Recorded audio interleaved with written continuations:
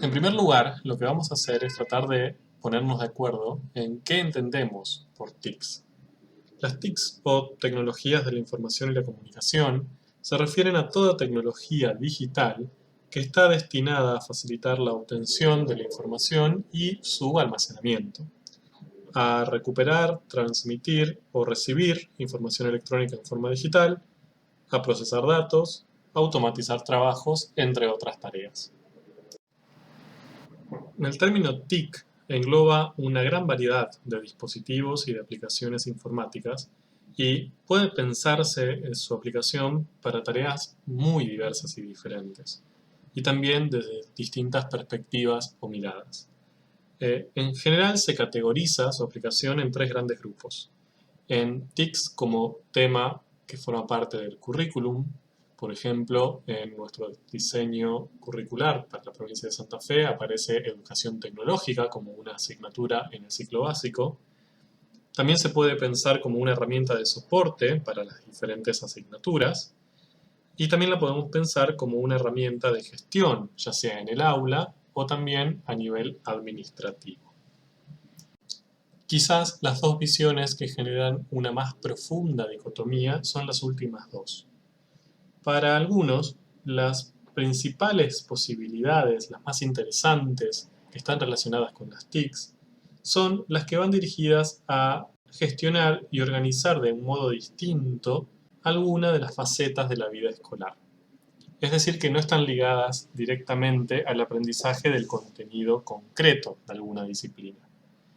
Para estos, lo más valioso son las facilidades que proveen las TICs, por ejemplo, para promover la relación entre iguales en el seno de una clase, impulsando el trabajo colaborativo, o modificando la relación profesor-alumno y que ahora los y las profesoras ya no sean la única fuente de información, facilitando también la relación de la institución escolar con las familias o el entorno, o incluso gestionando el aula mediante una red interna.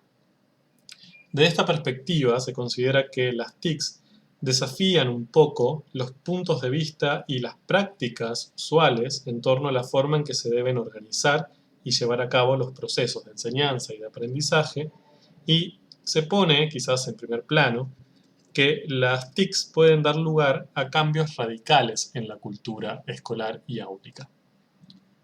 Por otro lado, la segunda visión está relacionada con que las TICs deben ponerse en práctica para realizar actividades de enseñanza y de aprendizaje que ayuden más al aprendizaje significativo de las disciplinas. Es decir, la misión de las TICs es prioritariamente presentar, visualizar y analizar contenidos. Se conciben como herramientas de las que los profesores y las profesoras pueden valerse para plantear actividades que favorezcan que los alumnos y las alumnas puedan construir conceptos y modelos pertinentes respecto a la disciplina que están estudiando. Así, el profesor puede proponer actividades innovadoras o enfoques pedagógicos muy renovadores, o simplemente utilizar las TICs como un recurso dentro de un método de enseñanza más tradicional. Claramente nos focalizaremos en la visión que está relacionada con las TICs como herramientas que ayudan al aprendizaje significativo. En este sentido podemos distinguir dos grandes grupos. En primer lugar, las TICs que están destinadas al análisis de los fenómenos naturales mediante el trabajo experimental, ya sea real o mediante la creación de algún escenario experimental virtual. Por otro lado, contamos con las TICs destinadas a facilitar diversas facetas del proceso de aprendizaje. Entre estas pueden subclasificar o ejemplificar 5 grandes grupos. Esta clasificación, claro está que no es exhaustiva, que las diferentes categorías tienen puntos de contacto y que varía año a año. En primer lugar, podemos hablar de las aplicaciones que están pensadas para elaborar actividades interactivas.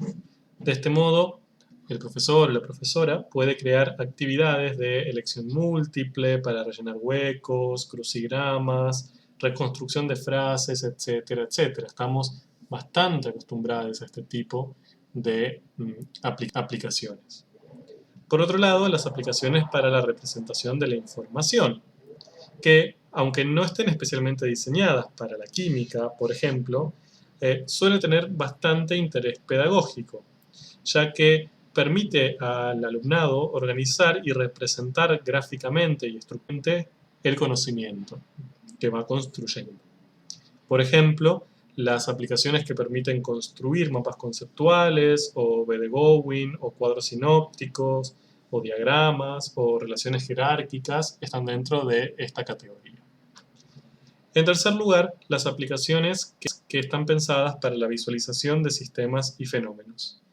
Sobre estas vamos a charlar con un poco más de detalle próximamente. Luego, las aplicaciones para la creación de modelos, para la modelización. Y por último, los sistemas de captura automática de datos, que esto permite experimentar fenómenos reales en los laboratorios, también llamados sensores. Volvamos por un ratito a la tercera categoría, las aplicaciones para la visualización de sistemas y fenómenos. Esta fue una de las ramas más desarrolladas dentro de las TICs. Y existen actualmente numerosísimas aplicaciones destinadas a permitir visualizar imágenes dinámicas de sistemas o de procesos, y más especialmente de las ciencias experimentales, como por ejemplo la química. Las dos categorías principales dentro de esta clasificación son las animaciones y las simulaciones. Usualmente estos dos conceptos se utilizan como sinónimos, pero existe una distinción clave entre ellos y creo que es pertinente que la veamos.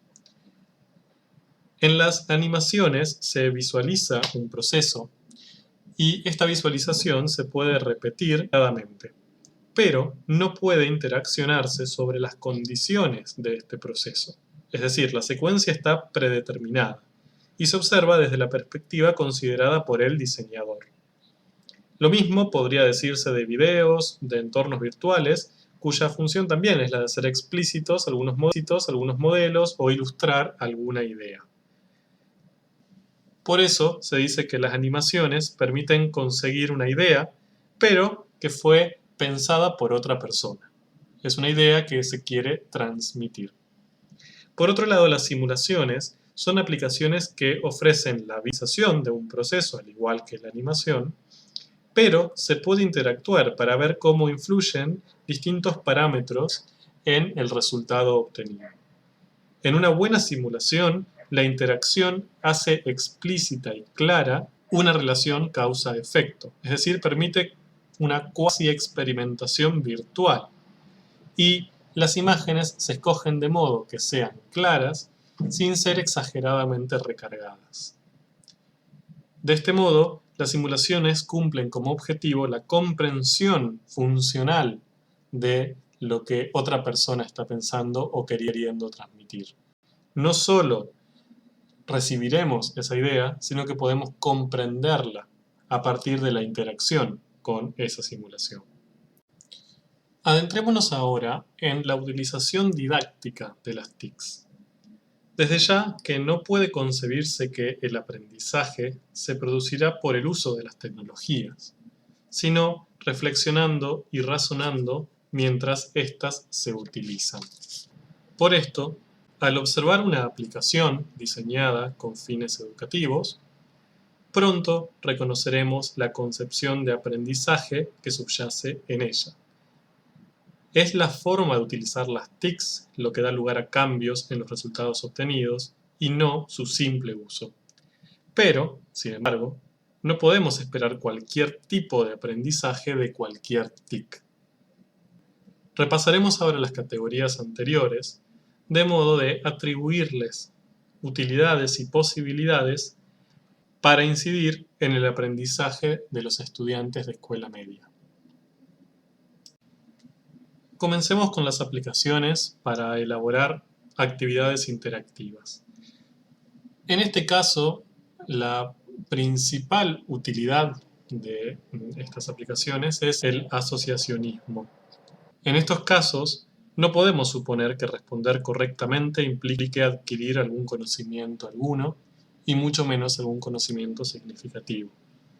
Del mismo modo que ser capaz de utilizar una definición no implica comprenderla o haberla aprendido. Por eso el uso de estas TICs no es útil para el aprendizaje en profundidad de contenidos, sino quizás como un recurso para promover un aprendizaje memorístico de nombres, de relaciones, de frases, etc., que muchas veces son necesarios, pero no suficientes, en nuestras propuestas didácticas. Con respecto a las aplicaciones para la representación de la información, han demostrado ser muy útiles en los procesos de aprendizaje significativo del estudiantado. Estas ayudan a los alumnos y las alumnas a estructurar la información de manera de ayudarles a entender y a aprender. Esto sucede porque ayudan a hacerlos conscientes de la estructura de su conocimiento, es decir, que puedan colocar cada pieza de información en categorías, en jerarquías, y que sean conscientes de la naturaleza relacional del contenido que están construyendo. De hecho, partiendo de una idea central, pueden ir colgando los nuevos conceptos a otros aprendidos anteriormente, y de esta manera cada una de las piezas de información permanecerá más estable y eficazmente aprendida por más tiempo. Analicemos ahora con un poco más de detalle las consecuencias didácticas de las aplicaciones orientadas a la visualización de sistemas y fenómenos. Ya hemos dicho que estas aplicaciones son una de las más comunes dentro de las disponibles actualmente. Un fundamento para esta fama se debe a que existe una creencia bastante extendida según la cual se considera que visualizar un fenómeno crea en nuestro cerebro imágenes que se retienen de manera muy intensa, muy fuerte, y de este modo el proceso o el fenómeno que se está visualizando se comprende y se aprende.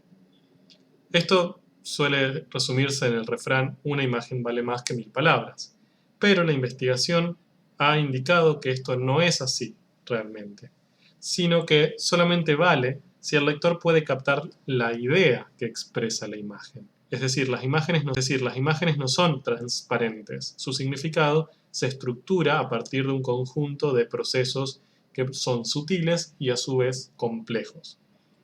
Luego de haber observado un fenómeno o un proceso, es necesario interpretarlo, encontrar una explicación adecuada del mismo, es decir, construir cierto modelo conceptual que dé una cierta razón a ese fenómeno. Aplicar quizás también un modelo existente para justificar lo que se ha observado, o quizás crear un nuevo modelo explicativo si el modelo existente no es suficiente.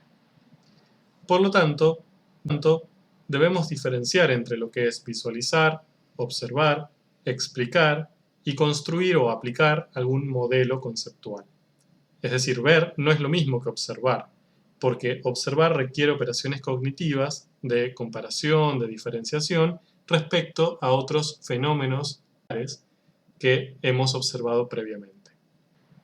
Por esto, como ver no supone entender, no podremos tener como objetivo de mostrar una animación o una simulación el que los alumnos vean. Esta es una expresión que suele aparecer en los objetivos de las planificaciones y parece dar cuenta de una concepción de aprendizaje según la cual lo que se observa se aprende. Las animaciones, simulaciones, laboratorios virtuales, etc., pueden ayudar a los estudiantes y a las estudiantes a entender los hechos e ideas, pero en el contexto de un marco conceptual. Es decir, necesita el afán de los profesores y las profesoras para descodificar e interpretar la información que estas imágenes transmiten. Tanto el significado de las imágenes como el del proceso representado deben ser interpretados en comunidad.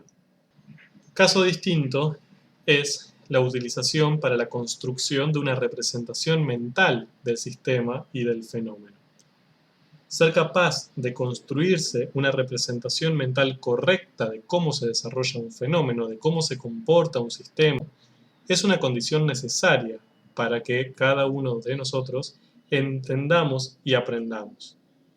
Por eso En este sentido, y bajo estas condiciones, las simulaciones y las animaciones pueden proporcionar un apoyo real al aprendizaje significativo de los y las estudiantes. Por otro lado, cuando los estudiantes son capaces de comprender el significado que transmiten las imágenes o las simulaciones, puede ser adecuado mostrar ese significado mediante múltiples representaciones. Por eso es frecuente encontrar aplicaciones que en la misma pantalla pueden mostrar o permitir intercambiar varias representaciones del mismo proceso en el mismo estado. Ser capaces de interpretar diferentes representaciones que corresponden a un solo fenómeno como un mero cambio de lenguaje significa ser capaz de integrar diferentes piezas de información. Por lo tanto, se necesita cierta agilidad para esta transferencia, es decir, observar y describir un mismo hecho utilizando diferentes lentes y lenguajes, lo que es análogo a observarlo y describirlo utilizando diferentes modelos. Por eso, la multirepresentación puede considerarse como otra potencialidad de las animaciones y de las simulaciones, y que podemos aprovechar para apoyar el aprendizaje significativo. Con respecto a las simulaciones específicamente, el error más común o el obstáculo de aprendizaje más común en su utilización es la utilización por ensayo y error. A pesar de que se puede fomentar la adquisición de procesos científicos mediante la interacción alumno-simulación, hay que hacer esfuerzo para que los estudiantes analicen sistemáticamente el papel de cada elemento en lugar de utilizar las simulaciones cambiando los parámetros de forma aleatoria, sin reflexión anterior o posterior. De hecho, se han identificado dos problemas principales en el uso de las simulaciones. En primer lugar, no se debe atribuir un valor inadecuado a los resultados que se obtienen de las simulaciones. Muchas veces se cree que se pueden verificar leyes, por ejemplo, y esto no puede ocurrir a partir de las simulaciones, ya que ésta se ejecuta siguiendo las reglas del juego, es decir, la ley introducida por el diseñador, y que estas reglas consisten en los modelos matemáticos de la física, la química o la biología que ya previamente han sido construidos y demostrados. Por otro lado, no se debe asignar a las simulaciones un rol indebido, ya que las simulaciones permiten a los estudiantes mostrar e investigar fenómenos que son difíciles de experimentar o analizar en un aula o en un laboratorio, incluso debido a su extrema complejidad, a su dificultad técnica, a su riesgo de peligro, a que ocurren muy rápida o muy lentamente, a que son muy caros, etc. Además, tienen la particularidad de eliminar las perturbaciones y muestran las condiciones experimentales como idóneas y estables. Este entorno es un poco idílico y puede llevar a concebir las simulaciones como la panacea sustitutiva del trabajo con objetos y fenómenos reales. Por ende, siempre deberían complementarse con trabajos experimentales. Hemos insistido mucho durante el cursado de esta materia que los alumnos deben comprender el proceso de elaboración de modelos y el papel de los modelos en la ciencia como forma de comprender la naturaleza de la ciencia. Pero se puede ir incluso más allá, se puede intentar hacer que los alumnos elaboren modelos. La importancia de que esto suceda permitió que se desarrollen distintas aplicaciones y herramientas que permiten crear representaciones ejecutables de un proceso o de un fenómeno, de modo que pueda simular un fenómeno estudiado y comprobar si su modelo funciona correctamente o no. Es decir, verifican si este fenómeno modelizado se comporta como lo haría en el mundo real. Por esto decimos que la construcción de modelos computacionales supone externalizar el pensamiento y el conocimiento. Y así los estudiantes pueden ver una simulación dinámica de sus propios modelos mentales. Claro está que estas aplicaciones tienen una complejidad muy variable, desde algunas en que simplemente se pide que diferentes objetos obedezcan algunas reglas, otras donde se relacionan variables, a otros más complejos donde se necesita utilizar el cálculo y el álgebra para diseñar modelos computacionales iterativos, por ejemplo. Se ha comprobado que estos enfoques son eficientes y que facilitan el proceso de aprendizaje, ya que da elementos para comprender fenómenos complejos y sobre todo ayuda a coordinar e integrar hechos y teoría científica y con ello adquirir una visión más unificada y coherente de la ciencia. Por eso hay que diferenciar el software de modelización, con el cual los estudiantes construyen modelos, y las simulaciones, en la que los alumnos ejecutan un modelo construido por un diseñador. Por último, analicemos los sistemas de captura automática de datos. Estos fomentan el cumplimiento de objetivos procedimentales relacionados con procesos científicos, tales como interpretar gráficos o vincular fenómenos reales con representaciones gráficas. Suelen ser muy rápidos, por lo que se puede dedicar buena parte del tiempo de laboratorio a analizar y discutir resultados de las mediciones y discutir sobre los conceptos asociados en lugar de dedicarlo a la toma de datos como en los trabajos de laboratorio tradicionales. Esta diferente asignación del tiempo es posible dar una orientación pedagógico-didáctica al trabajo de laboratorio que favorezca un enfoque profundo del aprendizaje de los conceptos científicos. Por esto, los sistemas de captación automática de datos pueden ser una tecnología útil para fomentar tanto el aprendizaje de los conceptos científicos como el de los procesos científicos y la promoción del pensamiento crítico. Por otro lado, pone en evidencia distintos problemas epistemológicos, como por ejemplo considerar que los gráficos de fenómenos reales no son correctos porque no se ajustan a la idealidad matemática, lo cual es una visión errónea de la naturaleza del trabajo experimental. Es decir, tienen riesgo de provocar confusión entre lo real y lo ideal. Como habrán visto, luego de leer el texto de Talanquer sobre TICs, la implementación de las TICs es muy desigual entre países, entre regiones, entre diferentes niveles e instituciones educativas. También son bastante desiguales en su enfoque las investigaciones realizadas sobre TICs en distintos países o contextos. Se ha visto que no existe una correlación entre la accesibilidad de las TICs con una implementación eficaz, eficiente y con buenos resultados de las mismas. Entonces, ¿cómo se conseguirán mejores resultados? Las correlaciones más fuertes se presentan entre las formas en que se usan las TICs y los resultados que se obtienen. En este sentido, aparece un nuevo eslabón fundamental, que es el profesor o la profesora y su enfoque pedagógico, didáctico. Por esto, no es solo importante la utilización de las TICs, sino una reflexión constante y profunda sobre la interrelación entre el contenido, la didáctica y las nuevas tecnologías. Estas son las bases de un nuevo modelo teórico didáctico que se conoce como el conocimiento didáctico del contenido tecnológico, o TIPAC por sus siglas en inglés.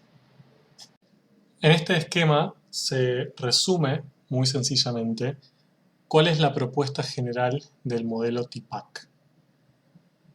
Aquí encontraremos algo que ya conocemos, que está dado por los dos círculos inferiores grises, que es el esquema presentado para el conocimiento didáctico del contenido de Schulman, el CDC, en donde se planteaba que el conocimiento didáctico o pedagógico del contenido, que se puede encontrar de ambas maneras, era el punto de contacto entre el contenido didáctico o pedagógico, aquí representado por las siglas PK, y el conocimiento del contenido específico de la disciplina a trabajar. La ampliación al modelo TIPAC incorpora el conocimiento sobre la tecnología, que aparece representado como el tercer círculo más claro ubicado en la parte superior, que se simboliza con las siglas TK. De esta manera aparecen 4 nuevos espacios para describir. Uno es el conocimiento sobre la tecnología puro. Luego, los 2 puntos de contacto, ya sea con el contenido pedagógico, generando el conocimiento pedagógico didáctico tecnológico, o TPK, y el contacto con el conocimiento del contenido disciplinar, generando los saberes de contenidos tecnológicos, o TCK. Y luego, la interrelación entre estas tres perspectivas, ya adelantamos, que es el TIPAC, o el saber tecnológico didáctico del contenido. Adelante estas cuatro nociones. Con respecto al conocimiento sobre la tecnología, o TK, es dificultoso de definir, ya que cambia muy rápidamente de acuerdo a la evolución propia de las nuevas tecnologías. Algunas nociones que podemos incorporar en esta sección es la comprensión de las tecnologías de la información y de la comunicación, de modo que se piensen como una herramienta útil para ser aplicada al mundo de manera productiva, a la vida cotidiana, poder decidir cuándo pueden asistir la consecución de activo personal o impedirla quizás, y además qué conocimiento es el fundamental para adaptarse continuamente a los cambios que esta tecnología sufre día a día. Con respecto al conocimiento tecnológico pedagógico didáctico, o TPK, tiene que ver con la comprensión específica de cómo las actividades de enseñanza y de aprendizaje en un ambiente áulico, por ejemplo, pueden cambiar cuando se incorporan diferentes tecnologías. Esto no es nuevo, uno puede pensar como tecnologías incluso la utilización o de un libro o de un lápiz, pero con la irrupción de las nuevas tecnologías, este segmento empezó a ser más notorio, ya que empezaron a generar cambios mucho más profundos sobre la cultura áulica. Dentro de lo que nos compete, incluye conocer las posibilidades y las limitaciones didácticas que tienen las herramientas tecnológicas, pensándolas como parte de un diseño o de una estrategia didáctica que sea apropiada en un cierto contexto. Con respecto al conocimiento sobre el contenido tecnológico, debemos tener en cuenta que la tecnología y el contenido y la forma en que se fue construyendo el conocimiento científico han tenido una relación muy profunda durante la historia de la humanidad. No solo la construcción de nuevo conocimiento científico ha permitido la construcción y el desarrollo de nuevas tecnologías, sino que, viceversa, las nuevas tecnologías permitieron analizar o pensar el contenido desde otras perspectivas que habilitaron nuevos conocimientos y nuevos desarrollos para comprender e interaccionar con el mundo. Por lo tanto, es necesario comprender el impacto de las tecnologías en las prácticas y en el conocimiento mismo de la disciplina que se está queriendo enseñar. Por último, el TIPAC lógico y didáctico del contenido es una forma emergente de saberes que va más allá de los tres componentes nucleares, que son contenido, didáctica y tecnología, sino que refiere a una comprensión que surge de la interacción entre estos tres ejes, ya que requiere una comprensión de la representación de conceptos usando habilidades tecnológicas y didácticas de manera constructiva para enseñar determinados contenidos y saberes y la interrelación entre ellos. Es decir, si una cierta tecnología puede aplicarse para hacer más sencilla la comprensión y el aprendizaje, si lo puede hacer más significativo, si puede apuntar directamente sobre los conocimientos previos y las preconcepciones de los estudiantes, etc. Tengan en cuenta también que todos estos factores están dentro del contexto, que afecta a estos tres ejes independientemente y por lo tanto genera una gran influencia sobre la utilización del TIPAC. Esto exige versatilidad, es decir, que la implementación adecuada de estrategias en el marco TIPAC se basan en la habilidad de los docentes y de las docentes de poder fluir en los espacios teniendo como criterios sólidos los tres elementos antedichos: el contenido, la didáctica y la tecnología, y las complejas interacciones que suceden entre estos. Esta comprensión, que es profunda, es fluida, es contextualizada, es concreta, es lo que transforma al TIPAC a un constructo de saberes profesionalizantes. Es decir, es hacia donde tenemos que apuntar como docentes para otorgar profesionalidad a nuestra tarea. Es lo que nos diferencia de un experto en la disciplina.